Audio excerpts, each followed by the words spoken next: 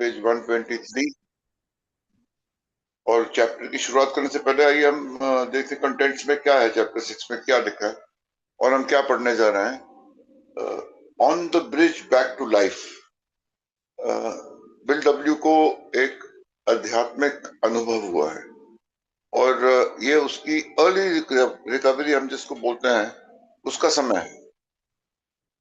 शराब जो है वो, जैसे कि लास्ट पंक्तियां जो थी, अंतिम पंक्तियां पिछले चैप्टर की, उसमें लिखा था कि अब इसके बाद बिल डब्ल्यू शराब भी नहीं पिएगा और ईश्वर में उसका जो आस्था है, ईश्वर के अस्तित्व का जो एक उसको एक अनुभव हुआ है, वो उसके साथ उम्र भर रहने वाला है। तो रिकवरी की शुरुआत है ये, जिसको हम लोग आमतौर से अर्ली रिकवरी बोलते हैं। और on the bridge back to life, अब जो पुरानी जिंदगी थी उसको छोड़ के एक नई जिंदगी में कदम रखने जा रहा है बिल्डअप। और इस नई जिंदगी में चुनौतियां हैं। सबसे पहली चुनौती क्या है? सोबर रहना, यानी कि शराब छूट गई है लेकिन स्थायी रूप से, सस्टेन सोब्राइटी, इसको हम बोलते हैं शराब से दूर रहना। शराब छोड़ना एक बात है, छोड़े रखना एक और बात है, जैसे कि हम लोग मीटिंग्स में शेयर करते हैं। शराब छोड़े रखने के लिए फॉर्मूला, क्या नुस्खा है उसका, तो वो इमर्ज होता है। Formula for sobriety emerges, spiritual principles and work with other alcohols.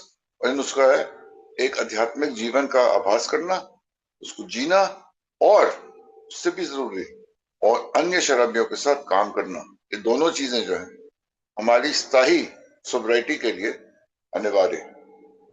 Bills attempt to rebuild his career, जिंदगी जीनी है, काम करना है, रीबिल्ड करना है। एक करियर जो तितर बितर हो गया था, खत्म हो गया था, परेशानियों से घिर गया था, संकटों से घिर गया था और असफलताओं से एकदम खत्म सा हो गया था, उसको दोबारा से शुरू करना है। वो करियर तो शुरू नहीं हुआ, लेकिन उसका रिजल्ट क्या हुआ? Results in rum hound from New York meeting doctor Bob in Akron. Akron पहुंचा और रम हाउंड, जो बिल डब्ल्यू ने अपने आप को एक टाइटल दिया था रम हाउंड का, तो वो न्यूयॉर्क से जो गया था एक्रोन, और वहां उसकी डॉक्टर बॉब के साथ पहली मुलाकात। ये सब चीजें इस चैप्टर में हमको पढ़ने को मिलेंगी। तो इस चैप्टर का सार देखने के बाद आइए अब चैप्टर की रीडिंग शुरू करें। Page 123, chapter 6, pass it of. Now doubt made it's inevitable appearance.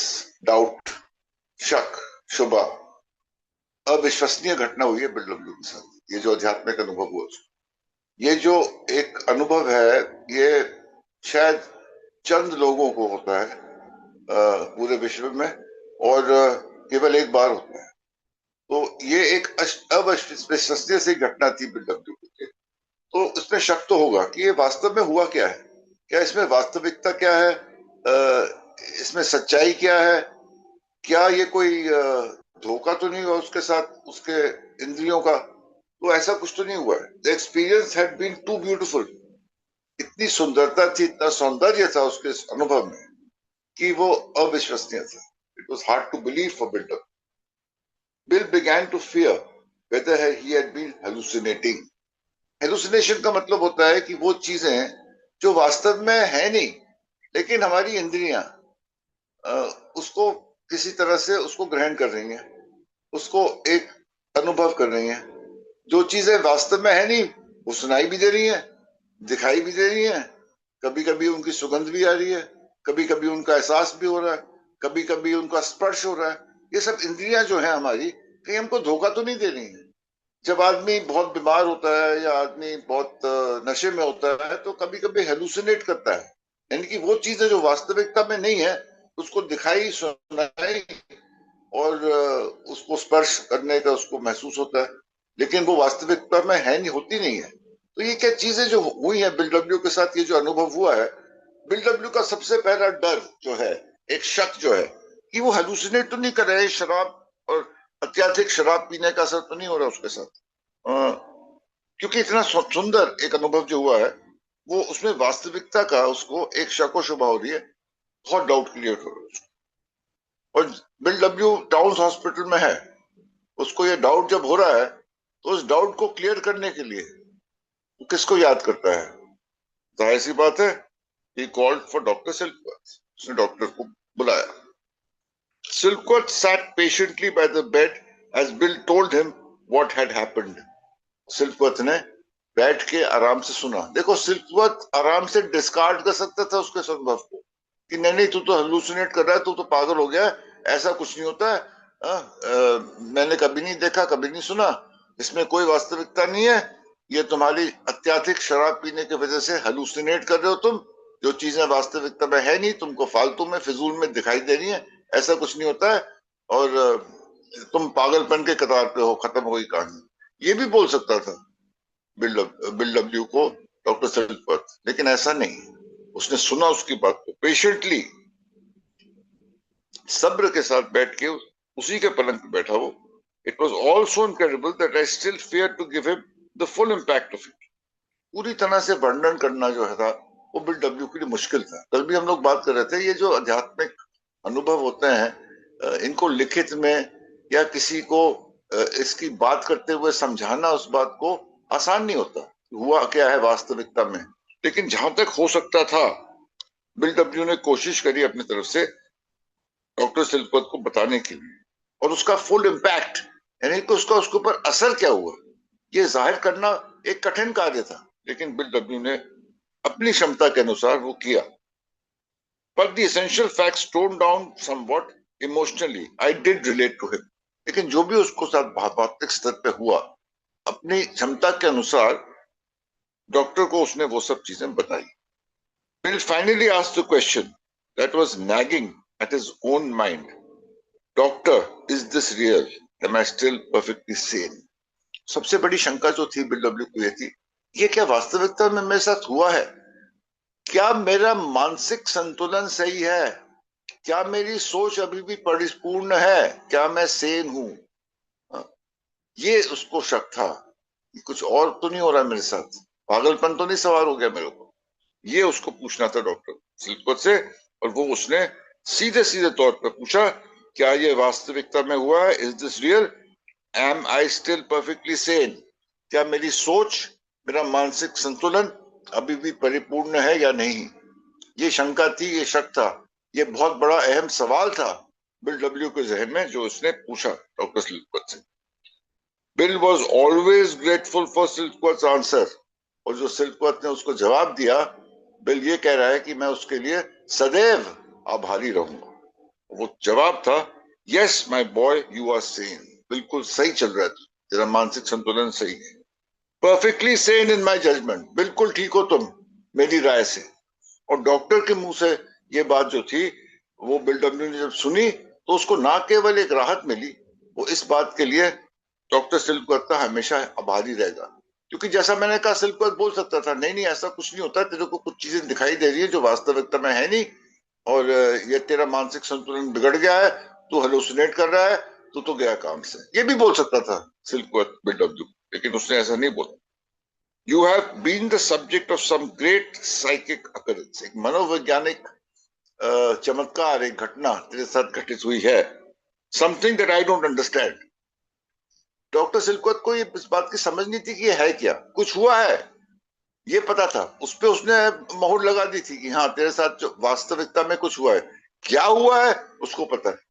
और अगर हम याद करें, हमने डॉक्टर्स ओपिनियन पढ़ी थी बिग बुक से, उसमें doctor Silkworth calls this a phenomena, क्योंकि उसको खुद नहीं पता कि क्या हुआ है ये, तो फिनोमेना का नाम दे दिया. क्योंकि कोई ऐसी घटना हुई है जिसके बारे में मुझे नहीं पता, कोई समझ ही नहीं है उसकी, उसको कोई नाम नहीं दे सकता वो, लेकिन होता है, इसलिए उसको बोल दिया फिनोमेना. यानी कि एक ऐसी घटना घटित हुई है जिसका कोई एक्सप्लेनेशन देना या उसका विवरण करना या उसका कोई ठोस कारण बताना मुश्किल है, लेकिन हुआ है phenomena. I have read of these things in books, but I've never seen one myself before. इस चीजों के बारे में किताबों में पढ़ा हुआ है, लेकिन खुद इसको कभी अनुभव या महसूस नहीं किया है. You have had some kind of conversion experience. Conversion experience यानी कि एक बदलाव, एक परिवर्तन का अनुभव तुमको उसका एहसास हुआ है. इस बात पे पुष्टि करी सिल्कवर्थ ने बिल डब्ल्यू को. Whether the experience, he said, you are always a different individual. You are already a different individual. और इसकी वजह से वॉट एवर द एक्सपीरियंस, जो भी हुआ तुम्हारे साथ, तुम्हारे में एक भारी बदलाव आया है, ये निश्चित बात है. So my boy, whatever you got now, you'd better hold on to it. जो भी तुझे मिला है, जो भी एहसास हुआ तेरे को, जो भी अनुभव हुआ है, उसको सदैव पकड़ के रखना, उससे भटकना मत, उसको अपनाना. क्यों? It's much better than what had you only a couple of hours ago. अब से चंद घंटे पहले जो तेरी हालत थी, उससे तू बहुत बेहतर है. इसकी वजह से, इसलिए ये तेरे लिए ये जो अनुभव हुआ है, ये बहुमूल्य है, अनमोल है. इसको याद रखना, इसको पकड़ के रखना, क्योंकि ये तेरे बेहतरी के लिए जो है बहुत जरूरी है. इससे बेहतरी आई है तेरे. तो जो भी हुआ है, मुझे नहीं पता क्या हुआ है, लेकिन जो भी हुआ है तेरी भलाई के लिए हुआ है, इसको पकड़ के रखना. ये डॉक्टर सिल्कवर्थ की राय थी बिल डब्ल्यू के आध्यात्मिक अनुभव. Coming from Silkworth, now a central figure in Bill's life, this evaluation meant everything. Bill W की जिंदगी में आज के दिन उसके केंद्र बिंदु, उसकी जिंदगी का सेंट्रल फोकस जो था, सबसे अहम आदमी कौन था उसकी जिंदगी में, इस हालात में जिसमें वो था? डॉक्टर सिल्कवर्थ. उसका इलाज करा रहा था, वो टाउन हॉस्पिटल में था, उसकी हर जगह राय ले रहा था. उसके भविष्य में क्या है, डॉक्टर सिल्कवर्थ से ज्यादा अच्छा कोई नहीं जानता था. लुइस भी उसी से पूछ रही थी, डॉक्टर सिल्कवर्थ से, इसका होना क्या अब आगे. तो आज की डेट में अगर कोई अहम आदमी उसकी जिंदगी में था, केंद्र बिंदु था उसकी पूरे जीवन में, वो था डॉक्टर सिल्कवर्थ. तो डॉक्टर सिल्कवर्थ से ये बात जो थी सुनना, उसके लिए बहुत ज्यादा मायने रखता था bill W. It put the seal on Bill's experience, making it acceptable to the part of his mind that had argued long and hard against the idea of God. उसकी इस राय ने, उसकी इस पुष्टि ने एक सहमति की मोहर लगा दी, सील ऑफ अप्रूवल, कि जो एहसास हुआ है वो सही हुआ है, हलुसिनेट नहीं कर रहा था वो. और जो ईश्वर के अस्तित्व के बारे में एक शक था, आर्ग्यूड, जो बहसबाजी थी, जो शक व शुबा था उसको कि ईश्वर है कोई नहीं है, ईश्वर के अस्तित्व के बारे में जो वो हमेशा उसका विरोध ही करता रहा था बचपन से, उस पे एक सहमति की मोहर इस अनुभव की वजह से, और उससे ज्यादा डॉक्टर सिल्कवर्थ ने जो मोहर लगाई कि हाँ ठीक है, ऐसा होता है, तेरे साथ हुआ है, मुझे नहीं पता क्या है, मैंने इसके बारे में सिर्फ पढ़ा है, कभी देखा नहीं है, लेकिन मुझे पता है ऐसी चीजें हो सकती हैं, तेरे साथ हुई हैं, जो भी है उसको पकड़ के रख. उसके लिए, बिल डब्ल्यू के लिए, उसकी ये पुष्टि जो थी बहुत मायने रखती थी, और उसकी वजह से उसको, उसका परिवर्तन जो था वो परिपूर्ण हुआ. Abby, who came to see him on the third day, was not quite prepared for Bill's description of what had happened. यानी कि उसके दाखिले के तीसरे दिन एबी उससे जब टाउन हॉस्पिटल में मिलने आया, तो एबी जो था उसको ये ऐसा कोई आध्यात्मिक अनुभव हुआ नहीं था, इसलिए वो इसके बारे में, वो उसके लिए ये अचानक एक घटना थी जिसके बारे में वो तैयार नहीं था सुनने के लिए कि ऐसा कुछ हो सकता था. अविश्वसनीय sir. He himself had neither seen bright lights nor stood in the mountain top. उसका कोई सफेद रोशनी का एहसास हुआ था, ना एक पहाड़ की चोटी पे रहने का और ठंडी हवा महसूस करने का एहसास हुआ. तो उसका ऐसा कोई एक्सपीरियंस, कोई अनुभव नहीं हुआ था. उसकी जो आध्यात्मिक जागृति थी वो एजुकेशनल वैरायटी की थी, इस प्रकार की नहीं थी, इसलिए वो इसके लिए तैयार नहीं था. But he brought Bill a book that offered further clarification. लेकिन वो किताब लेके आया था. अब वो बिल के कहने पे वो किताब लेके आया था या अपने आप लेके आया था, ये नहीं पता, शायद राजेश को इसके बारे में ज्यादा पता होगा. लेकिन वो किताब थी William James the varieties of religious experiences. किताब का नाम था varieties of religious experiences. William James जो एक अमेरिकन साइकोलॉजिस्ट था, उसके द्वारा लिखित. Ebby had not read the book. Ebby ने खुद ने किताब ये नहीं पढ़ी थी, लेकिन क्योंकि ऑक्सफोर्ड ग्रुप में इस किताब को पढ़ने के लिए कहा जाता था, लोगों को सलाह दी जाती थी इस किताब को पढ़ने की, इसलिए अभी वो किताब लेके आया था बिल डब्ल्यू के लिए. But it had been recommended by Oxford Group members. Oxford Group members ने एक किताब को पढ़ने की सलाह अपने सब सदस्यों को दी हुई थी. और इस स्टेज पे थोड़ा सा मैं बिग बुक में जाना चाहूंगा. जिन दोस्तों के पास बिग बुक है, अगर अपने बिग बुक का पेज नंबर 28 नंबर पेज खोल के देखें, तो इसमें इस किताब के बारे में थोड़ा सा मेंशन किया हुआ है. The distinguished American psychologist William James, in his book Varieties of Religious Experiences, अब इस किताब का सार क्या है वो बता रहे हैं. indicates a multitude of ways in which men have discovered God. यानी कि ईश्वर के अस्तित्व का एहसास जो है वो एक तरीके से नहीं हो सकता है, कई विभिन्न तरीकों से हो सकता है। मल्टीट्यूड ऑफ वेज, अलग अलग तरीकों से एहसास होता है ईश्वर के अस्तित्व का। हमने ये कुछ कहानियां केम टू बिलीव में भी पढ़ी हुई है। We have no desire to convince anyone, but there is only one way by which faith can be acquired. ईश्वर में आस्था जो है वो कैसे प्रदान होती है, कैसे वो आती है एक इंसान में, उसके एक नहीं कई रास्ते हो सकते हैं। और हम ये नहीं बोल सकते हैं कभी कि एक ही रास्ता है, और अगर आपने ये सफेद रोशनी नहीं देखी है तो मतलब इसमें आपको ईश्वर का एहसास नहीं हो सकता। नहीं, ऐसा नहीं है। कई भिन्न भिन्न तरह के अलग अलग तरीके हैं जिससे आदमी के जीवन में ईश्वर जो है वो उतर के आता है और ईश्वर के अस्तित्व का एहसास होता है। और यही जो है इस किताब का एक तरीके से सार है। तो ये जो सार था इस किताब का, वो जो था वो पढ़ने जा रहा था जो बिल डब्ल्यू, अभी तो किताब छोड़ के चला गया और उसने खुद किताब नहीं पढ़ी थी अभी, लेकिन उसने बिल डब्ल्यू को किताब ला के दी। और एबी ने जब किताब छोड़ के चला गया, Bill started reading the moment Ebby left. जैसे एबी गया, बिल ने वो किताब पढ़नी शुरू कर दी। हॉस्पिटल में था तो उसको दिलचस्पी भी थी कि क्या लिखा है इस किताब में, और उस टाइम उसके पास समय भी था। और जैसे मैंने कहा था उसकी अर्ली रिकवरी का टाइम था, ये बहुत कठिन दौर होता है। तो उसमें उसने किताब पढ़नी शुरू करी। इस किताब में क्या है, इस किताब का सार क्या है, इस किताब में क्या लिखा था, इस किताब का क्या महत्व है, इसके बारे में हम आगे कल पढ़ेंगे। एक सांस में पढ़ना चाहता हूं मैं कि इस किताब के बारे में जो अगले लगभग 3-4 पैराग्राफ में दी हुई है इस किताब में। तो I think will take that on tomorrow morning. Till then, thank you very much everybody, and back to you Devjit. धन्यवाद अतुल जी। समय व्यर्थ न करते हुए मैं सीधा राजेश जी की तरफ जाऊंगा। राजेश जी आइए, हमें आगे लेके चले। जी धन्यवाद। नमस्कार, मेरा नाम मुर्गेश शराबी हूँ। Thank you Devashish ji service के लिए, और thank you Atul ji. Wonderfully लगभग 1.5 पेज आपने करा, और नया चैप्टर 6 पे हम पहुंच गए, पेज नंबर 123 पे पहुंच गए। और अच्छा लग ही नहीं रहा कि 122 पन्ने यार फास्ट होम के पढ़ लिए। नहीं तो होता क्या है कि कोई किताब पढ़ रहे हैं ना, थकावट सी होती है, जैसे 100, 150, 200 पन्ना लगता है उन्हें, तो थकावट सी लगती है उन्हें इतनी स्लो पढ़ते हुए, लेकिन कहीं भी लग ही नहीं रहा है।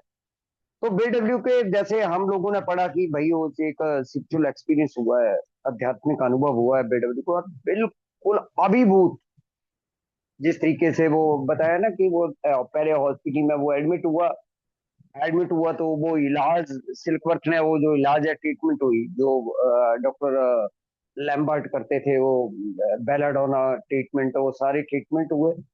और उसके बाद बीडब्ल्यू एकदम डिप्रेशन में गए, और फिर उसके बाद बीडब्ल्यू को एक अद्भुत अनुभव हुआ जिसमें कि भगवान के साक्षात दर्शन बोल सकते हैं हम। अब बीडब्ल्यू को कन्फर्मेशन नहीं है।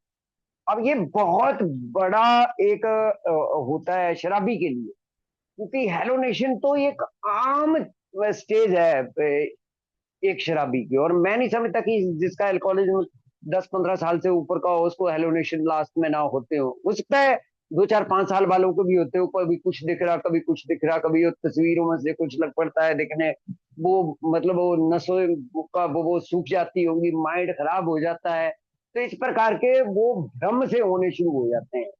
तो अब बिल इस चीज को कंफर्म करना चाहता है। अब इसमें भाई साहब, अच्छा एल्कोहलिक एनोनिमस कभी भी सिल्कवर्थ का कैसे आभार चुकाएगा इस व्यक्ति का? एक सेंटेंस बोलना है अबे शराबियों को, भैया इस प्रकार का, अबे इतनी पीता है तू, तेरे को नहीं दिखेगा और किसको दिखेगा? तू खुद भूत बना पड़ा है, तेरी तो हालत ही खराब है, इतनी तो बात बोलनी थी। लेकिन भाई उसने ऐसे शब्द एक भी प्रयोग नहीं किया। हालांकि देखो शब्दों का चयन कितना बेहतर करा सिल्कवर्थ ने। पहली बात तो आके पेशेंट के बेड पे बैठना, वो हस्ती थोड़ी है बीडब्ल्यू। बीडब्ल्यू इस टाइम वो व्यक्ति है जिसके पास इलाज करवाने का पैसा नहीं है। पहली चीज तो ये, भाई वो जीजा के रहमो करम, माँ के रहमो करम से तो पैसे दिए जा रहे हैं इस हॉस्पिटल के, जिस जिसमें सेल्फवर्थ काम कर रहे हैं, टाउन हॉस्पिटल, चार्ली भी टाउन मालिक था जिसका, पैसे थोड़ी दिए जा रहे हैं। तो कोई ये नहीं कि बड़ा आदमी है जी, कोई नेता बेता है, वहां जाके बैठ गए जी और उसको संतुष्ट ना। ये अद्भुत एक मिलन था। ये थे, ये कर रही है भाई साहब डिवाइन पावर का यहाँ पर। खैर वो व्यक्ति भी एक अलग ही आत्मा थी, सिल्कवर्थ भी। लेकिन एक ऐसे व्यक्ति के पास वो आके बैठे हैं जिसके बारे में सिल्कवर्थ को लग रहा है कि मेरी जो थ्योरी है ना, वो पहली बार दुनिया के सामने एक सफलता के रूप में प्रस्तुतिकरण होगा। मान लो किसी आदमी ने बहुत बढ़िया थ्योरी लिखी है कि ये एलर्जी है, obsession है, टू फोल्ड डिजीज है, मार्वलस कॉम्बिनेशन है बॉडी और माइंड का। लेकिन भाई वो सिद्ध कैसे होगी? एक आधा आदमी तो सोबर हो कि किसी को साइकिक चेंज से या ट्रांसफॉर्मेशन से शराब छूट सकती है, इस प्रकार की बातें बोलना तो बहुत आसान है, लेकिन एक आधा आदमी तो सोबर हो। और ये पहला व्यक्ति जो है जिसके अंदर वो एक्सपीरियंस हुआ, और पहली बात तो बेड पे बैठ के आके, और दूसरी बात कि भाई मेरे को इस प्रकार का एक्सपीरियंस नहीं हुआ है, मेरे को इस तरीके का एक्सपीरियंस नहीं हुआ, लेकिन मैंने कुछ जगह पढ़ा है इस प्रकार के एक्सपीरियंस के बारे में। और सबसे बड़ी बात कि जो तेरे को हुआ है भाई साहब, कल से बहुत बेहतर है तू, और इसको पकड़ के रख। कितनी भी बातें जोड़ लो उसमें, जो साथ के साथ एक से एक, एक एक से एक से एक, एक से एक से एक जुड़ी। पहली बात, बिल डब्ल्यू बताने में सफल रहा कि ठंडी ठंडी हवाएं चल रही हैं, या बाकी मेरे डॉक्टर की तरह नहीं था, शुक्र मनाओ भगवान का। मैंने इसी मीटिंग में कई बार अपने डॉक्टर का शेयर करा था कि मेरे मेरे भी फैमिली डॉक्टर थे भाई साहब। हमारे भी घर में एक मेडिसिन की गोली भी लेनी होती थी, उस डॉक्टर के पास जाते थे बच्चे हो, सारे परिवार के सदस्य। लेकिन जब भी वाइफ मेरे को लेके जाती थी, वो उसने तो पार्टी बना दिया भाई साहब। मैं तो खासकर बोलता हूँ ब्रांड एम्बेसडर बना दिया अपने अपने मतलब क्लिनिक का, मुझे ब्रांड एम्बेसडर बना दिया। मतलब इतना जलील करता था मेरे को कि मैं, मतलब वो कुर्सी अगर था नहीं मेरे पास कोई, वो कि जमीन फट जाए मैं अंदर चला जाऊं, मतलब इतनी शर्म आती थी उस डॉक्टर के पास, क्योंकि हर एक पेशेंट को वो मेरे ही तरफ इशारा करके बोलता था कि भाई साहब दारू मत पियो, नहीं तो इसकी तरीके की तरह हाल होगा तेरा, ये देख। आज तेरे को पता है कितने दिन हो गए नहाए हुए? हालांकि डॉक्टर ने मुझे थोड़ी पूछा है कि कितने दिन से राजेश नहीं नहाया है, लेकिन अपने पेशेंटों को बताता था ये 10 दिन नहीं नहाता, ये 10 दिन ऐसे पड़ा रहता है।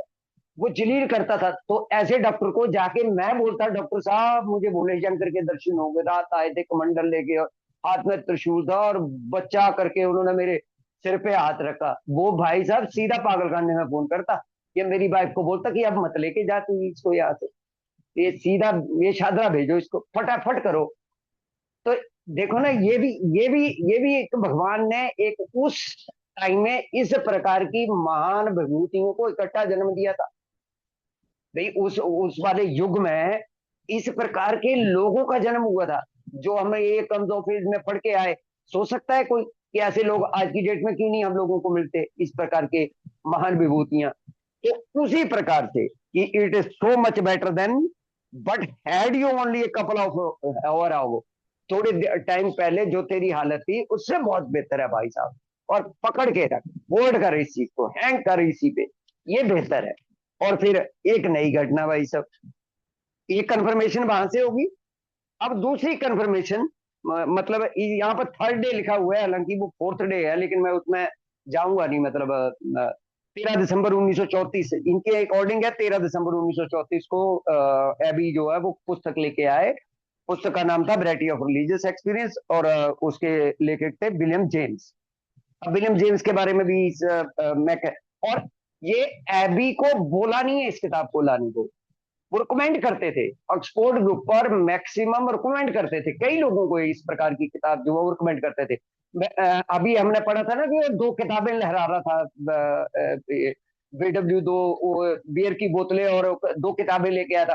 तो कुछ साइकोलॉजी की पुस्तकें वो देते थे पढ़ने को। तो एबीटी जैसे ऐसे दोस्ती में उसको लगा कि अच्छे उससे अच्छा, एबीटी को नहीं है पता कि बिल के साथ कुछ हुआ है, एबीटी को अभी तक ये नहीं है पता कि रात मेरे दोस्त के साथ कोई घटना घट गई है। लेकिन उसको लगा कि ये क्या किताब लेके चलते हैं।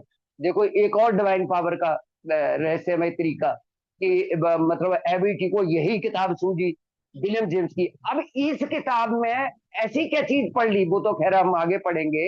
लेकिन विलियम जेम्स जो थे वो शराबीपन के बड़े गहरे जानकार थे, शराबीपन से अपरिचित नहीं थे। हालांकि वो एक खुद डाला है सुमेश जी ने, thank you so much Sumesh ji. 1842 में जन्म और 1910 में मृत्यु। और साइकोलॉजिकली के फादर, मतलब एक 534 पन्नों की पुस्तक और 14 चैप्टर थे इस किताब के, पूरी मतलब बड़ी मोटी किताब थी।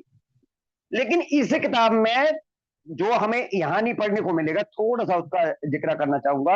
Multitude of way in which man have discovered God, कि बहुत से ऐसे तरीके हैं जिसके द्वारा भगवान की प्राप्ति करी जा सकती है। गॉड के प्रचार के द्वारा, पढ़ाई के द्वारा, धर्म के द्वारा, तीर्थ के द्वारा, दान के द्वारा, परिस्थितियों के द्वारा। और उसमें एक चीज थी हिटिंग वॉटिंग के द्वारा, जो हम पढ़ेंगे, जो अगले 4-5 पेज में पढ़ेंगे। आगे जाके पेज नंबर शायद 199 है इसी किताब का, वहां पर स्टेप 1, स्टेप 2, स्टेप 3 जब बिल डब्ल्यू जिक्र करेगा कि मैंने कदम कहां से लिए, ये 12 कदम मैंने बनाए, तो 12 199 या 200 हो सकता है जी, एक्यूरेट पेज का नहीं पता, इसी किताब के पेज की बात कर रहा हूँ। पेज नंबर मतलब स्टेप नंबर 1, 2 और 3 को, तीनों ही कदमों को उन्होंने बोला कि मैंने इस किताब से उठाए थे, विलियम जेम्स की। अब कि कई तरीके से परमात्मा की प्राप्ति हो सकती है। तो और दूसरी चीज, एक विलियम जेम्स का कोट था, और ये कोट हमारे यहाँ बहुत काम आया। Deflation at depth, pain, suffering, calamity, complete hopelessness and deflation of depth is required for spiritual awakening या स्पिरिचुअल एक्सपीरियंस। अगर आध्यात्मिक अनुभव चाहिए तो पीड़ा चाहिए, दर्द चाहिए, कंप्लीटली शब्द का इस्तेमाल का, कंप्लीटली होपलेसनेस। अच्छा, हम लोगों के काम नहीं आए शब्द, आए भाई साहब, पहला कदम ही हमारा वहां से बना। कंप्लीट होपलेसनेस मतलब पावरलेसनेस, हाथ खड़े कर भाई। तो उस तरीके की चीजें जो है। और दूसरी चीज जो सबसे महत्वपूर्ण चीज थी, विलियम जेम्स के ब्रदर थे सका भाई रॉबर्टसन, और निक नेम था उसका बॉब, निक नेम बेचारे का बॉब था। और शराबीपन के लिए दुनिया भर में चक्कर काटे, एक असलम, दूसरे असलम, पागल खाने, हॉस्पिटल, बड़ा इलाज हुआ। तो अंतिम समय में रॉबर्टसन को डॉक्टर विलियम जेम्स अपने साथ ले आए रखने के लिए, अपने साथ की, चलो यार भाई को अंतिम अंतिम पल मतलब पता लग गया कि भाई साहब अब बचेगा नहीं, सारा अंदर का सिस्टम खराब हो गया। शराबीपन का इतना गहरा अटैक था, इतनी गहरी समझ थी विलियम जेम्स को, कुछ नहीं कर पाया अपने भाई के लिए, और तिल तिल करके इसकी आंखों के सामने इसका सगा भाई जो मरा। तो ये ऐसी चीजें हैं ना, जो एक पीड़ा, एक भाई का दर्द, एक बाकी चीजें।